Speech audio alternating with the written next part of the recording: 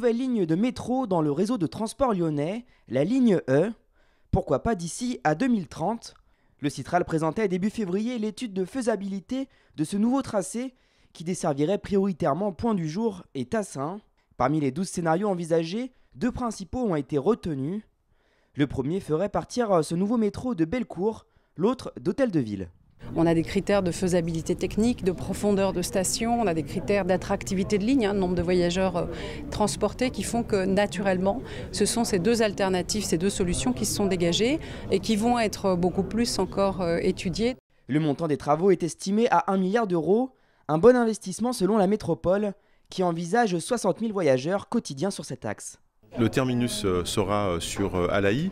Alaï, c'est un pôle multimodal avec une gare qui accueille le tram-train, qui peut accueillir des voyageurs hors de la métropole qui viennent travailler dans cette métropole. Et donc l'enjeu, on le sent bien, il est au-delà de cette métropole. Et puis il y a un deuxième enjeu, on le sait, chaque fois qu'on met une ligne forte de transport, c'est synonyme de développement. L'annonce de la création de ce métro E est en tout cas déjà bien accueillie par les usagers du réseau de transport. Je pense que ça désengorgerait peut-être les routes par rapport aux bus. Il n'y a que des bus qui y vont et ça sera bien plus pratique, bien mieux.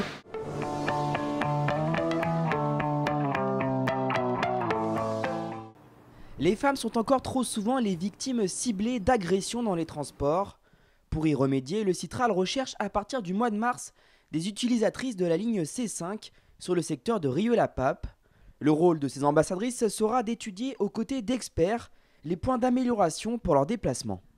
Et ces préconisations feront l'objet d'un retour auprès d'un groupe de travail d'experts où il y aura à la fois le Citral, à la fois Keolis, l'exploitant du réseau de transport, mais également des représentants de l'État, des représentants des communes, alors pour le coup la commune de Rieux-la-Pape. 16 ambassadrices ont déjà participé à ce type de démarche et ont notamment été à l'origine du guide contre le harcèlement sexiste ou encore de la récente campagne de communication plébiscitée par les Lyonnais.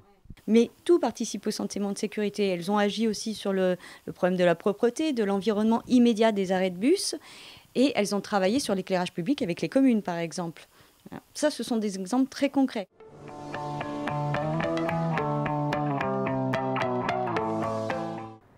Du côté du projet T6, dans le secteur de la rue Beauvisage, les aménagements de voirie définitifs sont en cours de réalisation côté nord.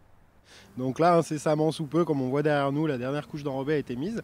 On va basculer sur l'aménagement définitif, toujours à sens unique, pour permettre les travaux sur la deuxième partie du tracé, sur la deuxième largeur. Ce qui permet de maintenir un accès aux riverains et au commerce pendant toute la durée des travaux. Première ligne de rocade de l'agglomération, la ligne T6 sera très interconnectée avec le réseau existant, avec les métros B et D, ainsi que les tramways T1, T2, T5 et comme on le voit ici le T4. Très prochainement débuteront des travaux de plateforme et de voies ferrées. Et il y aura une phase de travaux particuliers pour pouvoir poser les appareils de voie spécifiques qui permettent le croisement des deux lignes. La même opération se fera avec les lignes T2 et T5. A noter également qu'au cours du printemps, la très grande majorité du tracé T6 sera en cours de réalisation, en vue de la mise en service fin 2019.